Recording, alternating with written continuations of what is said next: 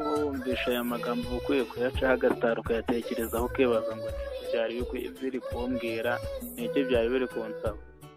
Rimeze nk'umukwe usohoka mu nzu ye, ryishima nk'umunyambaraga, rinyura mu nzira yaryo, riva ku mpera y'ijuru rikagera ku yindi mpera yaryo, nta kintu gihishwa icyokere cyaryo.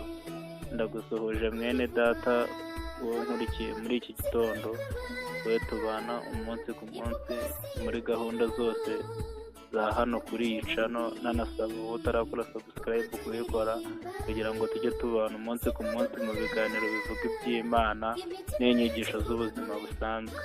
Tugarutse muri gahunda yacu yo gusoma Bibiliya.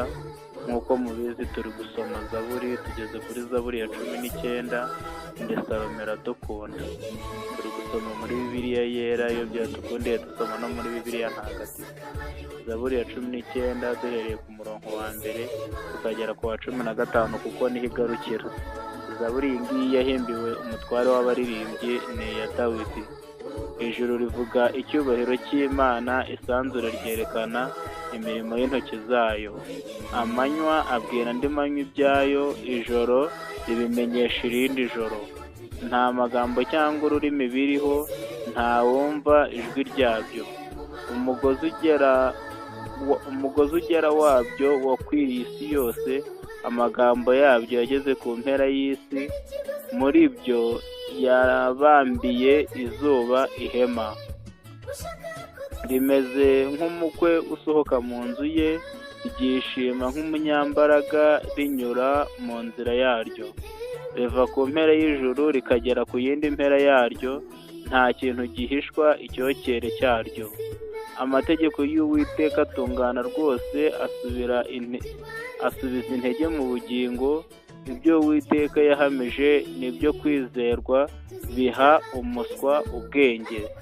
Amategeko Uwiteka yigishije araboneye, anezeza umutima. Ibyo Uwiteka yategetse ntibyanduye, bihwejesha amaso. Murongo w'icumi. Kubaha Uwiteka ni kwiza, guhoraho iteka ryose. Amateka y'Uwiteka ni ay'ukuri, nayo gukiranuka rwose. Bikwiriye kwifuzwa kuruta izahabu, naho yaba izahabu nziza nyinshi. Biryohera kuruta ubuki n'umushongi w'ibinyagu utonyanga. Kandi nibyo bihana umugaragu wawe, kubyitondera harimo ingororano ikomeye. Ninde ubasha kwitegereza kujijwa kwe? Ntumbareho ibyaha byanyihishe, kandi ujye urinda umugaragu wawe gukora ibyaha by'ibyitumano. Bye kuntwara uko nzatungana rwose, urubanza rw'igicumuro gikomeye ntiruzansinda. Amagambo yo mu kanwa kanjye n'ibyo umutima wanjye wibwira, bishimwe mu maso yawe, Uwiteka gitare cyanjye, mucunguzi wanjye. Amen. Aya magambo rero dukwiye kujya tuyacaho agasitari, tugatekereza ngo aha ni icyo ijambo ry'Imana ryashakaga kutubwira. Ahangaha ndagusomera gusa, ntabwo njya mu busobanuro. Bibiliya ni inyanja ngari buri wese ashobora kogamo. Wakoga nabi ukarohama, ariko wakoga neza ugacya ugakira imyanda yari ikuriho. Rero ahangaha mba nsomye gusa, wowe uzajya wisobanurira uko ushaka, nanjye nisobanurira uko nshaka. Icy'ingenzi ni kimwe, nuko twese turushaho kunguka kumenya Imana uko bukeye n'uko bwije, tugasengera urugero rw'igihagararo cya Kristo. Shalom, shalom.